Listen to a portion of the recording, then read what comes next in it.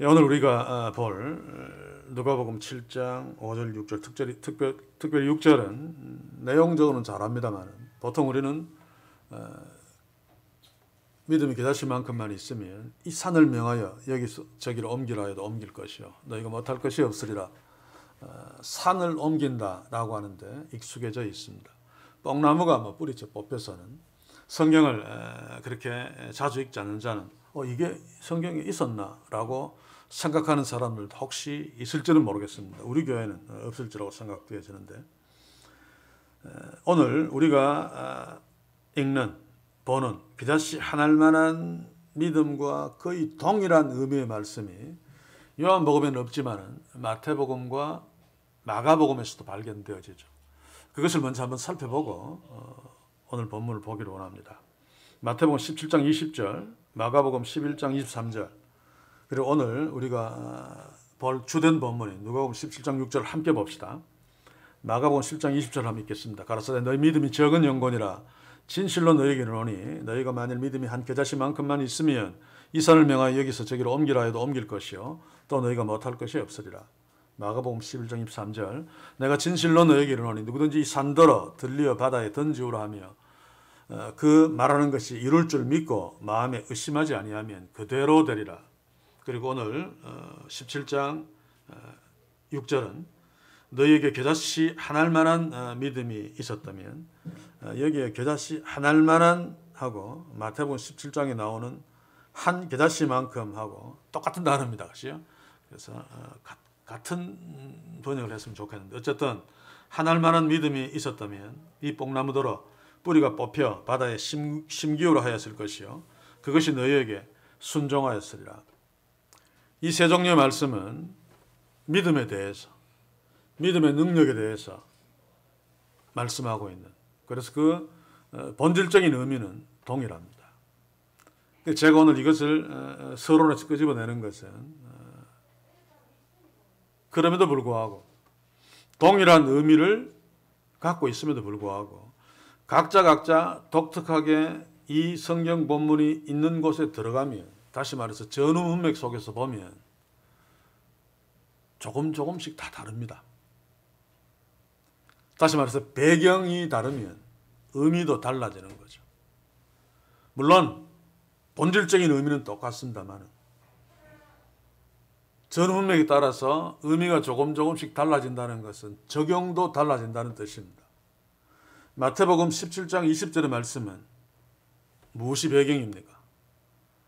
귀신 들린 어린아이를 쫓아내지 못한 제자들이 예수님께 우리는 왜 못 그랬습니까? 라고 질문했을 적에 이 믿음 이야기를 합니다. 제자들이 귀신 들린 어린아이의 귀신을 쫓아내지 못한 것과 연결되어지죠. 그리고 마가복음 11장 23절의 말씀은 성전 멸망과 연결되어집니다. 이것은 굉장히 사실은 무시무시한 말입니다. 길게 이야기할 수는 없지만 이 산이 들리어 바다에 던지우라 하며 라고 하는 것은 성전산이 들리어라는 뜻입니다. 예루살렘 성전이 확 들려서 바다에 던져지는 그런 예루살렘 성전 멸망과 연결되어지는 거죠. 그리고 오늘 우리가 볼 누가복음 17장 6절의 말씀은 지난 시간 우리가 보았던 예수님이 소자를 실족해 하니 차라리 먼저 죽어라 라고 말씀하시므로 작은 자를 실족해 하는 것이 얼마나 무서운 죄인가를 지적하면서 그렇기 때문에 너희들은 너희 형제가 네한테 아무리 잘못해도 잘못했다고 용서하거든 무조건 다 용서해 줘라.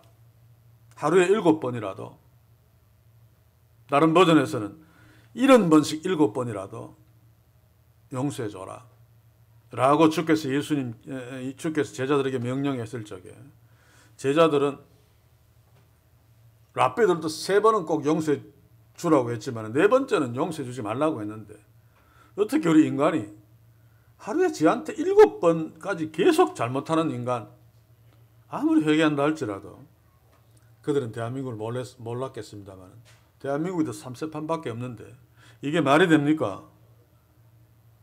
우리는 할 수 없습니다. 그러니 할 수 있도록 지금 우리가 갖고 있는 믿음으로는 주께서 명령하신 하루에 7번이라도 형제를 용서해 주라는 것 할 수 없으니까 우리에게 믿음을 더해 주셔서 이 일을 할 수 있게 해 주옵소서 라고 하는 거죠. 그래서 형제를 하루에 7번이라도 용서해 주어라 라고 하는 것과 오늘 우리가 볼 11장 6절과는 직결되어지는 거기에 대한 답입니다. 답. 1차적으로는. 그리고 2차적으로 이 믿음의 능력에 관한 것이니까 우리가 우리의 삶 속에서 일어나는 여러 가지 문제들에게 적용시킬 수 있겠죠. 그러니까 저는 우리들의 그 어려운 문제, 절망적인 문제를 놓고 결론에 가서 적용시키려고 합니다만은 그래서 성경을 읽을 적에 전후 문맥을 반드시 염두에 둬야 됩니다. 성경을 전공하는 목회자들도 이 부분을 놓쳐버리는 경우들이 너무 많습니다. 설교를 제가 모니터링하면. 그러면 완전히 엉뚱한 괴물 소리가 나옵니다. 똑같은 본문이라도 이게 여기에 들어가면 이 뜻이 되고 여기에 들어가면 경우에 따라서는 정반대의 뜻이 될 수도 있단 말입니다.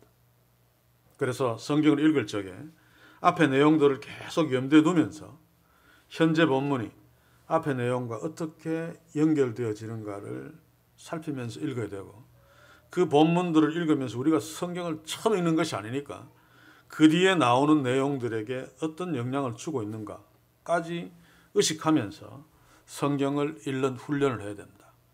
그러면 성경 말씀을 그래도 최대한 틀리지 않게 바르게 이해하는 축복들을 누릴 수 있을 것입니다. 전후 문맥에 대한 예를 들고 싶지만은 그러면 길어질 거고 하여튼 전후 문맥에 대한 이 의식은 그 무엇보다도 중요합니다. 그래서 꼭 성경을 읽을 적에 그것을 의식하면서 읽으면 좋겠다라고 하는 제안을 제가 하면서 이제 오늘 본문을 봅시다.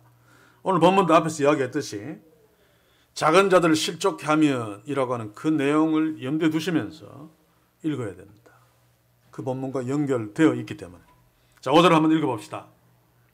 예수께서 예루살렘으로 5절 사도들이 주께 여짜오되 우리에게 믿음을 더하소서 하니.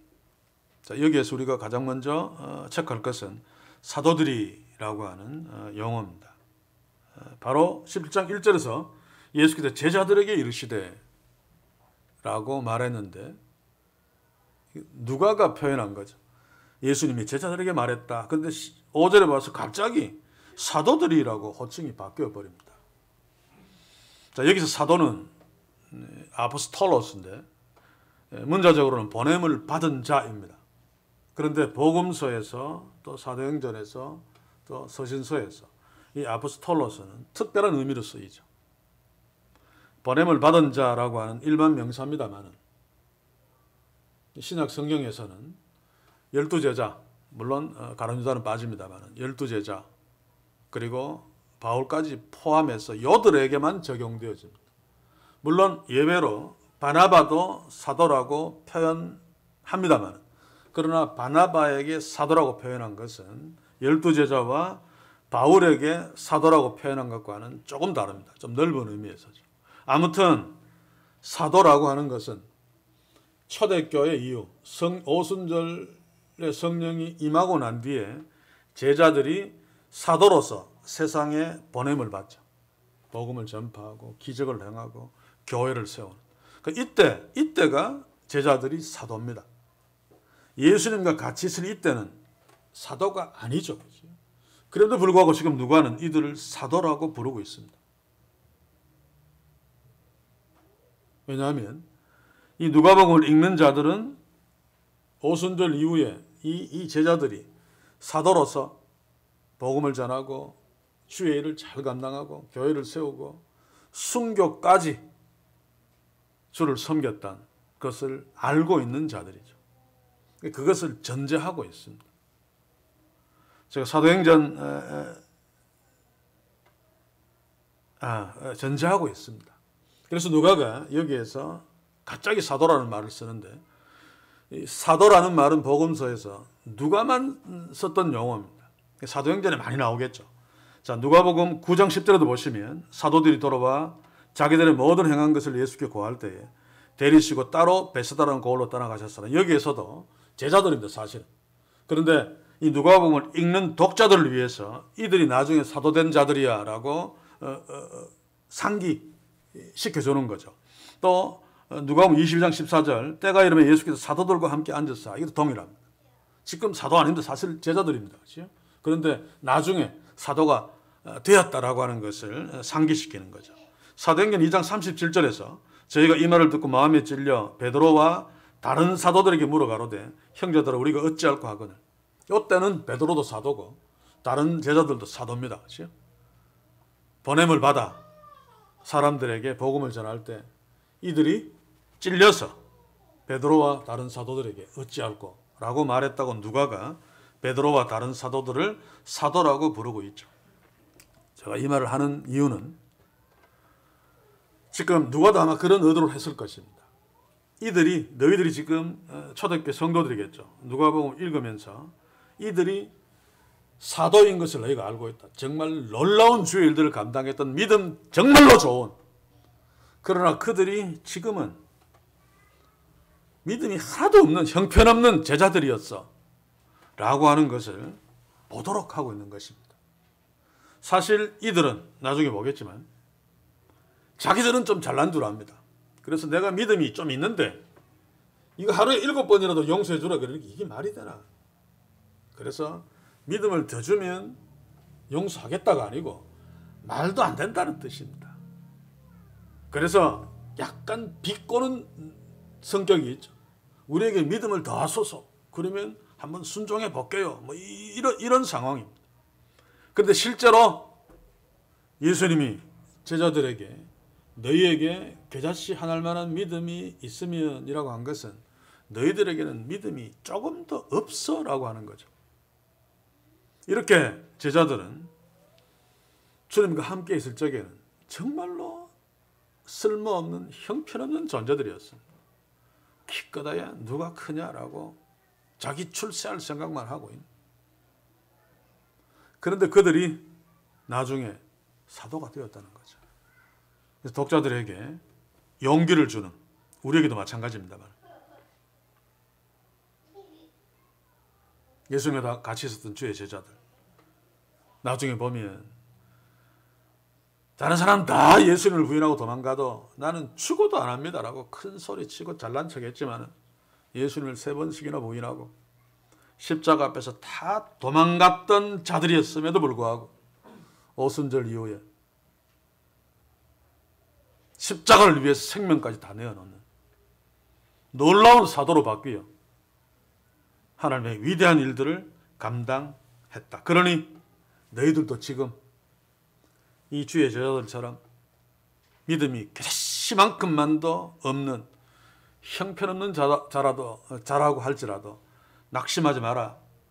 주의 성령께서 때가 되면 너희에게 역사하셔서 이 형편없는 제자가 사도로 멋지게 주의 일들을 감당했듯이 너희들도 멋지게 주의 일들을 감당하게 될 거야 라고 하는 기대와 소망, 그것은 우리에게도 동일하죠. 사랑하는 성도 여러분, 우리의 믿음이 어떻습니까? 참 하나님을 기쁘시게 하기보다는 그 반대로 사는 사람들이 훨씬 더 많잖아요. 그래서 때로는 어떤 자들은 낙심해 버립니다. 내가 뭐 장로라도 이따위밖에 못 사는데, 그러면서 자포자기해 버리는. 그러면 범죄하며 살면서도 별로 도전받지 않고 그냥 그렇게 힘없이 살아가 버립니다. 그런데 이런 말씀들은 우리에게 그런 것들을 놓고 도전하게 하죠.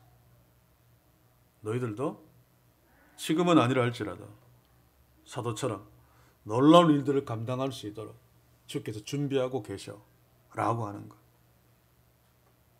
그래서 우리들도 지금은 비록 미천한 믿음으로 하나님을 기쁘시게 하기보다는 그 반대로 사는 날들이 더 많아서 주일날 교회 와서 기도할 때마다 일주일을 돌아보면서 하나님, 내가 승리하며 살게 하신 하나님께 감사하기보다는 잘못 살았습니다라고 고백하는 그런 삶들이 이어질지라도 때가 되면 기다시만한 믿음도 없는 제자들을 놀랍게 사도로 사용하셨듯이 우리들도 이 작은 교회도 주께서 그렇게 사용하실 것입니다. 그 축복을 우리가 기대하면서 소망하면서 이제 사도들이라고 표현한 누가의 마음을 한번 헤아리고 다음으로 넘어갑시다. 그러면 제가 지금은 사도가 아니고 제자다라고 하는 그 제자의 형편없는 상태가 어떠했는지 5절을 다시 한번 살펴봅시다. 사도들이 주께 여짜오되 우리에게 믿음을 더하소서. 제가 앞에서 잠깐 언급했지만 이 지금 사도들은 자기에 대해서 착각하고 있습니다. 믿음이 그래도 있다고 착각하고 있죠. 그런데 네가 나한테 명령 가는 것이 너무 심해. 그러니까 믿음을 좀 더 줘봐. 그러면 내가 할 거야 라고 하는 것입니다. 그래서 믿음을 더하소서. 믿음을 주시옵소서가 아니고 더하소서. 자, 그런데 예수님의 말씀을 보면 이들이 지독하게 자기를 착각하고 있음을 알 수 있습니다. 물론 착각은 자유입니다만 그들에게 믿음이 조금도 없음을 6절을 보시면 알 수 있습니다. 6절을 한번 읽어봅시다. 주께서 가라사대 너희에게 겨자씨 하나일 만한 믿음이 있었다면, 가정법을 쓰죠. 헬라에서 이 가정법은 비현실적인 사실을 전제한 가정법입니다. 영어에서도 이런 가정법이 있죠. 내가 새라면 네한테 날아갈 텐데. 유명한 예문입니다만 내가 새라는 것이, 새가 된다는 것은 비현실적이죠. 절대로 될 수 없습니다. 그래서 그런 가정을 하고 어떤 마음의 소원을 이야기하는, 그러니까 여기에서 너희에게 겨자씨만큼만한 믿음이 있었더라면 이라고 하는 것은 겨자씨만한 믿음이라도 없다라고 하는 말이죠. 그래서 우리가 성경에서 가정법을 볼 적에 좀 잘 이해를 해야 됩니다. 그렇지 않은 것도 있지만은 비현실적인 사실을 전제하는 그 유명한 누가복음 고린도서 14장에 나오는 내가 방언으로 말하면 이렇고 이럴 것이다 라고 바울이 이야기하죠. 그래서 방언론자들은 바라 사도 바울도 방언을 말했다라고 말합니다. 그러나 내가 방언으로 말하면 이라고 하는 가정법은 내가 방언으로 말한 적이 없기 때문에 그렇게 가정법을 쓰는 것입니다. 말한 적이 있었으면 내가 방언으로 말했더니 열매를 맺지 못하더라라고 더 실감나게 자신이 경험한 것을 이야기하면 되죠. 여기에서도 주의 제자들은 자신은 믿음이 그런 대로 있다고 생각하고 그 위에다가 믿음을 좀 더해달라고 말하고 있는데 예수님은 너희에게는 겨자씨만한 믿음도 없어. 그래서 겨자씨 하나일 만한 믿음이 있었다면 이라고 가정법을 쓰고 있는 것입니다. 자, 그러면 제자들에게 그 겨자씨 하나일 만한 믿음이라도 있었다면, 이 겨자씨 하나일 만한이라고 하는 것은 유대인들에게는 가장 작은 것을 말합니다. 그렇죠? 그런데 겨자씨보다 더 작은 씨가 있기는 있대요. 그런데 눈에 흔하게 볼 수 있는 겨자씨, 저는 직접 보지는 못했습니다만 사진으로 보았는데 그게 얼마큼 작은지 먼지처럼 날릴 정도로 작다고 합니다. 그래서 가장 작은 거. 그래서 믿음이 가장, 우리로 표현하면 경상도 사투리에 제가 어릴 때 시가리만큼이라는 말을 많이 했습니다. 엄마가 나한테 빵을 주는데 시가리만큼만 주나. 시가리가 무슨 뜻인가 하면 우리 때는 특히 여학생들 머리에 이가 많았습니다. 그래서 어머니가 챔빗으로 싹 빗으면 그 움직이는 이와 함께 그 이가 낳은 씨들이 그 알들이 톡 떨어지죠. 먼지같이. 그게 시가리입니다. 굉장히 작습니다. 그리고 또 주부들은 쥐꼬리 같은 표현도 쓰죠. 우리 남편 월급은 쥐꼬리만 해. 아주 작다는 뜻입니다. 그렇죠? 그래서 예수께서 기자씨 하늘만한 믿음이 너에게 있었더라면 이라고 하는 것은 믿음이 아무리 적은 믿음이라도 너희한테 있었다면 이랬을 거야 라고 그 믿음의 능력, 믿음에 대한 이야기를 지금 6절에서 하고 있습니다. 내용이 뭡니까? 너희에게 믿음이 기다씨만큼만이라도 있었으면, 씨가리만큼이라도 있었다면 이 뽕나무들어 뿌리가 뽑혀 바다에 심기우라 하였을 것이요. 이거는 기도의 내용이라고 봐야 되죠. 그것이 너희에게 순종하였으리라. 기다씨만한 믿음만 있다면 아무리 불가능한 문제를 놓고라도 7번대로 용서해 주는 거 참 불가능한 문제인데 자기 입장에서는 믿음을 더하소서 하지 말고 믿음이 정말로 조금 있다면 그 불가능을 가능케 하신 하나님께 기도했을 것이다 그 말입니다. 그러면 그 기도의 내용이 그대로 이루어진다, 순종한다라고 하는 말이 바로 그 말이죠. 자 보십시오. 여기에서 뽕나무라고 하는 것, 그냥 뽕나무로 번역했는데 정확하게는 어떤 나무의 종류인지 잘 모릅니다. 우리는 헬라어로는 시카미노스인데 이 나무는 여기에만 나오는 단어입니다. 뒤에 보면 이제 삭혀가 올라간 그 유명한 뽕나무가 있죠. 이것은 시코모라이아, 좀 다릅니다. 일종의 그 무화과 나무 종류래요. 어쨌든 그것을 그때 가서 이야기하기로 하고, 어쨌든 오늘 여기에 나오는 이 시카미노스라고 하는 뽕나무는 당시에 랍비들이 굉장히 좋아했다고 합니다. 그 뭐 맛이 있어서 뭐 좋아한 게 아니고 뽕나무가 가지고 있는 어떤 특징 때문에 선생님들이 뭐 그럴 수 있잖아요. 이 반석, 바위 같은 거, 이런 거, 바위가 갖고는 변하지 않고 흔들리지 않는 뭐 그런 어떤 것 때문에 가르칠 때 비유로, 예문으로 많이 사용하죠. 그러니까 이 뽕나무도 아주 독특한 특징이 있기 때문에 랍비들이 이 뽕나무를 예로 들어서 어떤 교훈을 하는데 많이 사용했기 때문에 이 뽕나무를 랍비들이 대단히 좋아했다고 합니다. 자, 그러면 이 뽕나무에 어떤 특징이 있는가? 이 뽕나무의 가장 특기할 만한 특징은 뿌리가 굉장히 넓게 퍼져나간다고 합니다. 그래서 당시에 그 문서를 읽어보면 유대에는 물 저장소가 굉장히 중요하죠. 그래서 이 시카미노스라고 하는 뽕나무는 물 저장소를 중심으로 50규빗 이내에는 심으면 안 된다. 있으면 다 잘라버려야 되죠. 50규빗은 23m입니다. 길이로. 그래도 실감이 잘 안 가죠. 높이로 치면 10층 높이의 길입니다. 그러니 이 시카미노스라고 하는 뽕나무는 적어도 뿌리가 23m까지 뻗쳐나간다는 거죠. 그러니까 그 안에 만약에 물 저장소가 있으면 물 저장소에 침범해서 그 귀한 물을 빨아들이고, 또 침범하면 이 물 저장소의 그 벽이 상하기도 하겠죠. 그래서 이 뽕나무는 물 저장소가 있는 곳에서 50규빗 이내에는 심지 마라 라고 할 정도로 멀리 뻗어나간답니다. 이렇게 뿌리가 넓게 뻗어나가는 나무이기 때문에 그런지는 모르겠습니다만 이 나무의 수명이 600년이 넘는답니다. 상상이 잘 안 가는데. 자, 그런데 이 뽕나무가 23m나 넓게 펼쳐지기 때문에 그 길이가 10층 높이의 길이만큼 뻗어나가기 때문에 그 뽕나무를 뽑는다는 것은 불가능하다.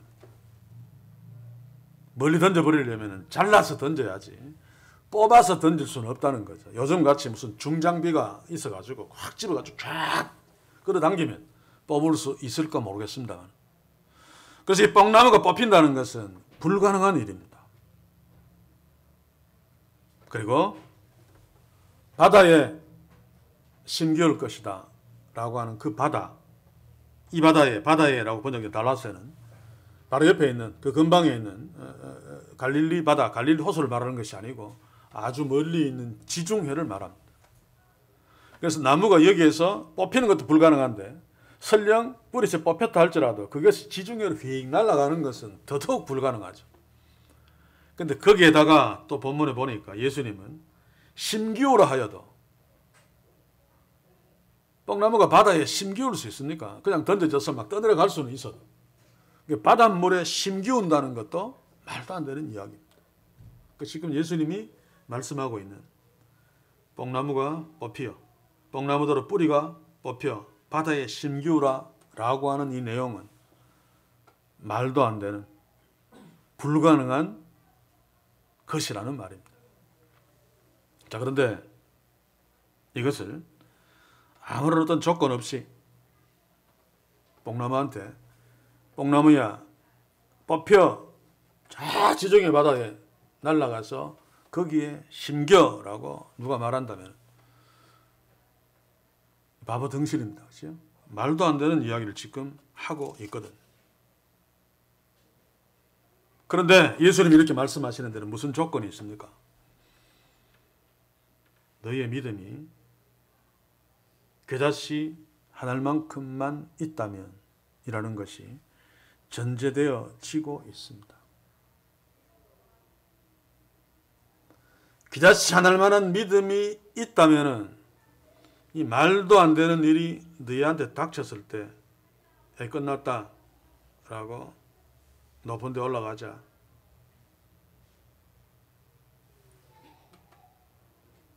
그냥 끝내자 라고 하지 않고, 절대로 이루어질 수 없는 일인데도 믿음이 겨자씨만큼만 있으면 하나님의 이름으로 뽕나무에 뿌리째 뽑혀서 저 지중해 바다로 날아가서 심기하라 라고 기도할 수 있단 말입니다. 지금 예수님이 그 이야기를 하고 있는 것입니다. 그런 여기에서 예수님이 말씀하신 것 중에 무엇이 중요할까요? 겨자씨만한 믿음이 중요한 것이 아니고 겨자씨만한 믿음으로 의지하는 하나님이 중요한 거죠. 지금 예수님은 믿음이 아무리 작아도라고는 이걸 얘기하고 싶은 것이 아니고, 아무리 작아도 의지하면 하나님이 이런 불가능한 일을 하셔 라고 하는 것으로 작은 겨자씨를 소재로 쓰므로 하나님이 얼마나 크시고 얼마나 대단하신가를 제자들에게 보여주려고 하는 거예요. 인식하려고 하시는 것입니다. 생각해 보십시오. 믿음이 아무리 크든 그 믿음의 대상인 하나님이 별 볼 일 없으면 믿음이 아무리 커도 아무 소용없습니다. 그래서 중요한 것은 믿음의 크기가 아니라, 당시에 바리새인과 바리새인과 서기관들, 그 이선자들은 자신의 믿음의 크기를 자랑하죠. 나는 11조를 이렇게 해. 구제를 이 정도로 많이 해. 그런데 그들의 믿음의 대상이 진짜 하나님이 아닙니다. 아무 소용없습니다. 그래서 그 믿음의 대상이 진짜 하나님이시라면 그 하나님이 너무너무 크시고 전능하시기 때문에 그 하나님을 겨자씨만큼만 믿어도 말도 안 되는 이런 기적도 일어날 수 있다. 왜냐하면 그 믿음의 대상이 온 우주의 왕이신 하나님이시기 때문에. 그래서 우리가 주목해야 되는 것은 내 믿음이 얼마나 크냐가 아니고 하나님이 얼마나 크시냐. 그 하나님을 내가 겨자씨만큼만 믿는다 할지라도, 겨자씨만큼이라도 진짜 하나님을 믿는다면 하나님이 너무 크시기 때문에 거기에 겨자씨만한 크기의 신뢰라도, 어떤 불가능한 일이라도 현실이 될 수 있다는 것입니다. 그것은 내 믿음 때문이 아니라 내 믿음의 대상인 하나님이 너무 크시기 때문에. 지금 예수님은 제자들에게 그 하나님의 크기를 이야기하면서 하나님이 이런 분이시기 때문에 가짜로 말고 진짜로 믿는다면, 겨자씨만한 믿음으로 믿는다 할지라도 너희들이 말도 안 됩니다. 어떻게 사람이 하루에 7번이라도 용서해 줄 수 있습니까? 그거 쉽게 할 수 있어 라고 하는 답입니다. 답. 문제는 그놈이 나한테 너무 심해 7번이라도 잘못하더니 이게 아니고 나에게 그놈을 나의 형제로 주신 그놈의 아버지 대신 그 크신 하나님을 진짜로 겨자씨만큼이라도 진짜로 믿지 않기 때문입니다. 이것을 우리가 놓치지 말아야 됩니다. 하나님은 누구십니까? 온 우주를 말씀으로 창조하신 너무너무 크신 분입니다. 우주보다 크신 분이죠. 또한 그뿐 아니라 그 크신 하나님이 우리를 너무 사랑하셔서 우리를 구원하기 위해서 작고 천하고 연약한 인간이 되셔서 가장 처참한 십자가에 달려 죽으심으로 우리에게 영생을 주시고 하나님의 자녀로 살게 하신 그 하나님. 우리는 그 하나님을 정말로 진짜로 성경에 계시된 아니 지금 살아계셔서 이 우주를 초월해 계시기도 하시고 우주 안으로 들어오셔서 지금 여기에서 우리의 예배를 받고 계시는 그 하나님을 이만큼이라도 진짜로 믿고 있습니까? 한번 찬찬히 정직하게 나에게 질문해 봅시다.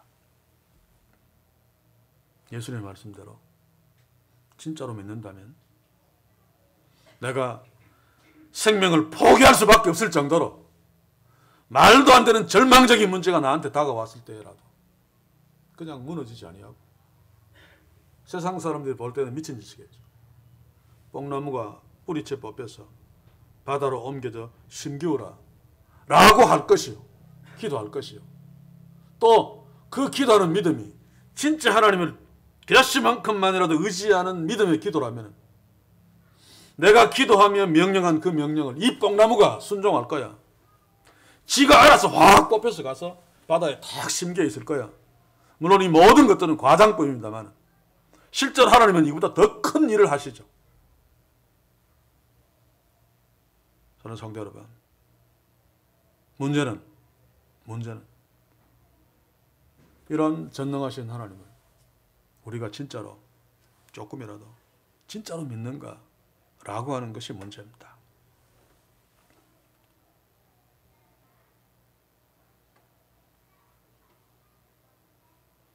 우리가 왜 절망합니까? 우리가 왜 한숨 쉽니까? 저도 어떤 문제 앞에서 힘들어하는 것. 연약한 인간이기 때문에 힘들어하는데 그러나 그 원인을 깊이 들어가서 살펴보면 진짜 원인은 나의 하나님 아버지를 겨자씨만큼 더 신뢰하고 있지 않기 때문에 절망하는 것입니다. 겨자씨만큼만이라도 신뢰한다면 하나님께 부탁하겠죠. 나한테는 100억이 불가능한 이야기지만 수천조 가지고 있는 아버지에게 아빠 100억 하면 아무것도 아닙니다. 그런데 문제는 아버지가 정말로 수천조 가지고 있을까? 가지고 있더라도 내가 손 벌리면 나한테 줄까? 그러면 안 벌립니다. 저 뽕나무가 저렇게 넓게 뿌리 박혀 있는데 뽑혀서 처음은 바다에 어떻게 물에 심기지? 심기라고 말하면 하나님이 그렇게 하실까? 이런 것들이 계속 우리에게 밀려오잖아요. 그래서 다시 처음으로 한번 돌아가 봅시다. 처음에 보면 제가 마가복음 11장 23절에서 내가 진실로 너에게 이르노니 누구든지 이 산더러 들리어 바다에 던져라 하며 그 말하는 것이 이룰 줄 믿고 마음에 의심하지 아니하면 요게 예수님이 말하시는 믿음이 겨자씨만큼만 있으면 라고 하는 믿음의 내용입니다. 진짜 믿음을 말하는 거죠. 진짜 하나님을 믿는 믿음. 그러면 그 믿음으로 어떤 문제를 놓고도 기도할 것이고 하나님 너무 크시니까 그 하나님을 겨자씨만큼만 믿는다 할지라도 그거 놓고 절망하지 아니하고 기도할 것이고 명령할 것이고 그러면 그 전능하신 하나님이 그 기도를 듣고 역사하실 것이므로 그것이 불가능한 것이 내 기도의 명령에 따라 그대로 순종할 거다. 우리를 절망케 하는 문제가 있습니까? 많을 것입니다. 뽕나무 같은 문제들. 어떻게 뽑아버리고 싶지만 뿌리가 너무 깊게 멀리 번져 있어서 절대로 뽑을 수 없는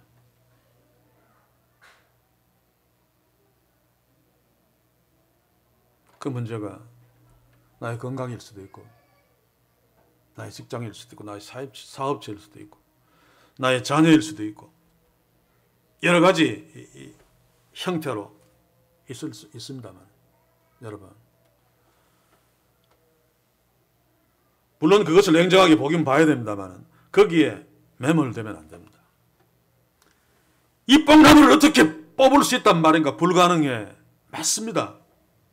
그러나 예수님은 우리에게 전능하신 하나님을 겨자씨만큼만이라도 믿으면 이거 하나님이 뽑아주셔 라고 하는 거죠. 문제는 우리의 시선이 어디에 있는가? 여기가 아니라 하나님. 그래서 주의 말씀을 주목해야 되는 거죠.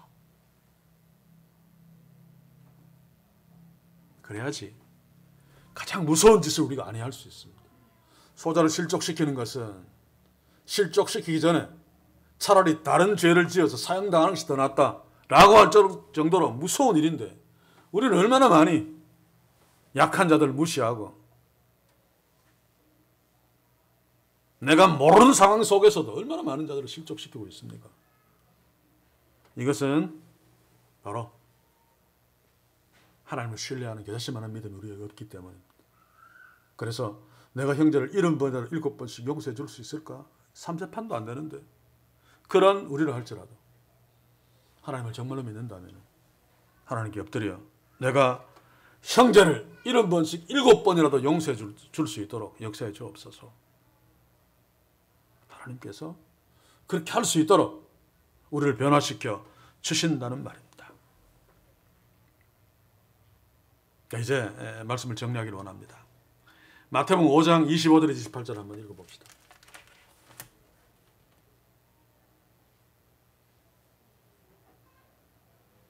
이 내용이 뭡니까? 가나안 여인이 귀신 들린 자신의 딸, 앞에 성경에서 보니까 22절에서 보면 내 딸이 흉악히 귀신 들렸나이다. 이 말은 귀신이 나가는 것은 불가능하다는 말입니다. 그런데 예수님한테 와서 예수님이 이 여인에게 뭐라 그럽니까? 네 믿음이 크도다 라고 합니다. 실제로 일반적으로 바리새인과 서기관들, 일반적으로 생각하는 자들의 어떤 개념에서 이 여인의 믿음이 과연 큰 믿음입니까? 이 여인은 가나안 여인이기 때문에 하나님의 율법을 잘 모를 것입니다. 그러므로 예수님도 구약 성경이 약속한 메시아라고 하는 그 사실들을 바르게 알고 이해하고 믿지 못했을 것입니다. 그러나 그는 소문으로 들은 예수님에 관한 것을 듣고 그 예수님을 믿었습니다. 불가능한 흉악한 귀신 들린 내 딸 그분은 내쫓아 주실 수 있을 것이다 라고 하는 그 믿음. 저는 그 믿음이 바리새인과 서기관들의 스케일에서 볼 적에는 겨자씨만큼만 한 아주 작은 믿음이라고 여겨집니다. 그러나 그럼에도 불구하고 바리새인들과 서기관들에게 있었던 그 큰 믿음과 다르게 정말 예수님을 신뢰하는 진짜 믿음. 예수님이 분명히 내 딸을 고쳐줄 거야. 나는 믿어. 라고 하는 그 진짜 믿음. 겨자씨만한 믿음이라 할지라도 그것이 예수님을 진짜로 믿었기 때문에 예수께서 그녀의 믿음을 칭찬하시고 흉악한 귀신을 그의 딸에게서 쫓아내 주심으로 그의 딸이 회복되고 그 여인은 다시 행복한 자리로 돌아갈 수 있었단 말입니다. 사랑하는 성도 여러분,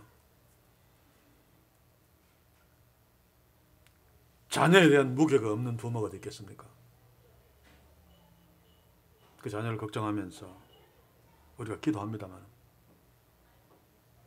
오늘부터 기도하기 전에 나한테 그 하나님께 기도하는, 그 하나님을 의지하고 기도하는 그다시만한 믿음이 나한테 있는가를 질문합시다.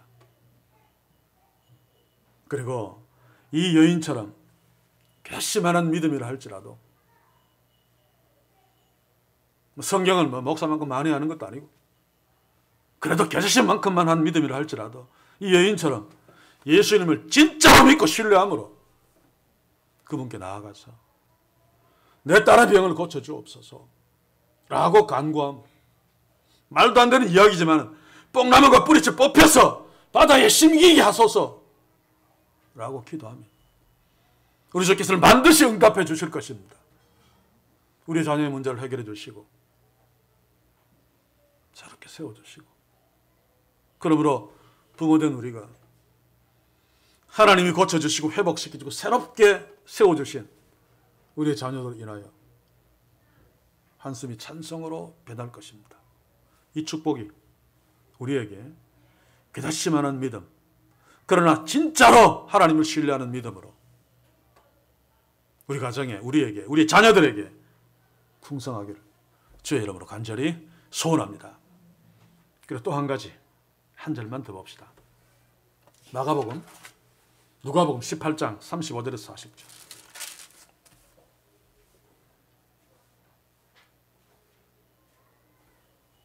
예리고에 가까이 오실 때에 한 소경이 길가에 앉아 구걸하다가 무리가 지남을 듣고 이 무슨 일이냐 물은데 저희가 나사렛 예수께서 지나가신다니 소경이 외쳐 가로되 다윗의 자손 예수의 나를 불쌍히 여기소서 하거늘 앞서가는 자들이 저를 꾸짖어 잠잠하라 하되 제가 더욱 심히 소리질러 다윗의 자손이 나를 불쌍히 여기소서 하는지라. 예수께서 머물러 서서 명하여 데려오라 하셨더니 제가 가까이 오매 물어 가라사대 네게 무엇을 하여 주기를 원하느냐 가로되 주여 보기를 원하나이다. 예수께서 저에게 이르시되 보아라 내 믿음이 너를 구원하였느니라.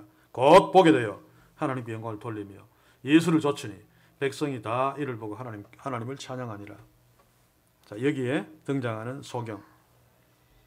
예수님은 네 믿음이 너를 구원하였다 라고 말씀하시면서 칭찬했는데 소경의 믿음이 바리새인과 서기관들이 보기에 또는 이 시대의 타락한 교회들이 보기에 능력 있는 주의 종처럼 대단한 믿음이었을까요? 그다시만한 작은 믿음이었을 것입니다. 왜냐하면 그는 소경이기 때문에 다른 사람들처럼 예수님을 따라다니면서 산상수훈 말씀을 듣고 아멘 아멘 할 수도 없었을 것이고 기껏해야 자기의 그 행동 반경 안에서 소문으로 예수님에 대해서 들었을 뿐일 것이며 또 눈이 보이지 않기 때문에 예수님이 설령 자기 앞에 왔다 할지라도 눈으로 그 예수님을 볼 수도 없고 예수님 행하신 기적들도 볼 수도 없는 그런 소경의 믿음이 얼마나 컸으면 컸겠습니까? 아마도 비다시만한 그런 작은 믿음이었을 것입니다. 그래도 불구하고 그 소경은 그 작은 믿음으로 예수님을 믿을 때 진짜로 믿었습니다. 그 증거가 뭡니까? 다윗의 자손 예수여 찾았을 적에 사람들이 막 책망하죠. 그래도 그거 신경 안 쓰고 계속 주님을 찾는 것. 그의 겨자씨만한 믿음이 진짜 믿음이라는 증거입니다. 진짜로 믿었기 때문에 예수님이 그를 불러 내가 네한테 무엇 해주기를 원하느냐 라고 물었을 적에 머뭇거리지 않고 지체 없이 주여 보기를 원하나이다. 주님이 말씀하시면 내가 볼 수 있다는 것을 겨자씨만큼만 한 믿음이라도 진짜로 믿었기 때문입니다. 그래서 주께서 반응하시죠. 보아라. 즉시 그는 보게 되고 주님을 따르는 제자가 되었습니다. 그의 인생에서 인생으로 살지 못하게 하는 살았으나 시체, 살았으나 쓰레기 같은 인생, 보지 못하는 소경의 인생. 그러나 그 인생을 바꾼 것은 그의 겨자씨만한 믿음이 진짜였기 때문에 그가 신뢰하는 자가 진짜 예수 그리스도였기 때문에 그 주님이 그를 눈뜨게 하셔서 새로운 인생을 살게 하셨습니다. 사랑하는 성도 여러분, 우리에게 소경 같은 문제가 있습니까? 아무것도 보이지 않는, 눈은 떴지만은 어떤 문제에 콱 부딪히면 그것도 한꺼번에 2개, 3개 삼각파도로 몰려오면 그런 표현들 쓰죠. 앞이 캄캄하다. 정말 아무것도 안 보입니다. 머리가 하얘지죠. 까매지는 것은 좀 덜하고 하얘집니다. 이런 문제를 할지라도 온 우주보다 크신 하나님, 그리고 우리를 너무 사랑하셔서 우리만큼 작게 인간이 되시어 십자가에 죽어주신 그 주님, 그 주님을 그 자신만큼만이라도 진짜로 믿으면, 그래서 주를 향해서 이거 불가능한데 뽕나무가 뽑혀서 어떻게 바다에 심겨져? 불가능한데 의심하지 아니하고 주께 나를 긍휼히 여기소서 라고 기도할 수 있단 말입니다. 네가 뭐 해주기를 원하느냐 라고 질문한다면 진짜로 믿기 때문에 내가 보기를 원합니다 라고 지체 없이 주께 말씀드릴 수 있단 말입니다.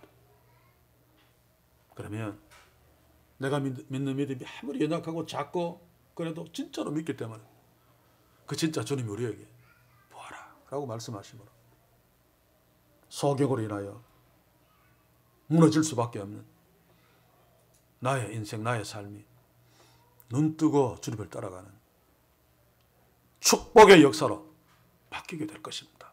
이 축복이 우리 모두에게, 각자에게, 특별히 소경 같은 어려움, 뽕나무 같은 어려움, 자녀가 흉측한 귀신 들림 같은 어려움에 처해 있는 자들에게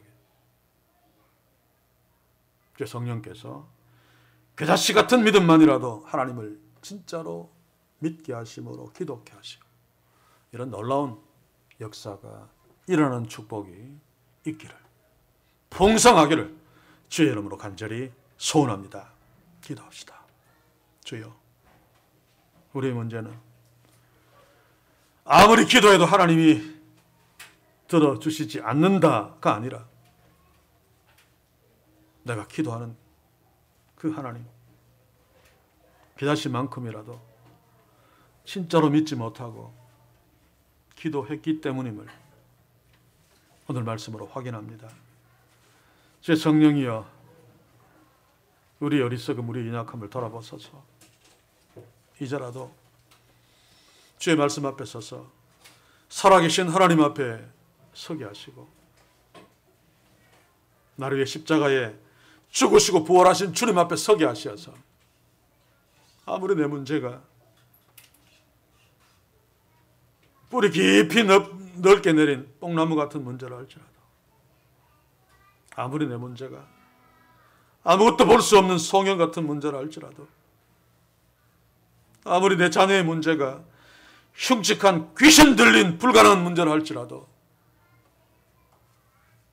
깨시면 믿음으로 진짜 하나님을 의지하며 기도케 하셔서 주께서 뽕나무 같은 문제를 뿌리쳐 뽑아 바다에 던져 심기우게 하시고 소경된 답답한 문제 보아라라고 말씀하심으로 눈뜨게 되는 해결책을 소유케 하시고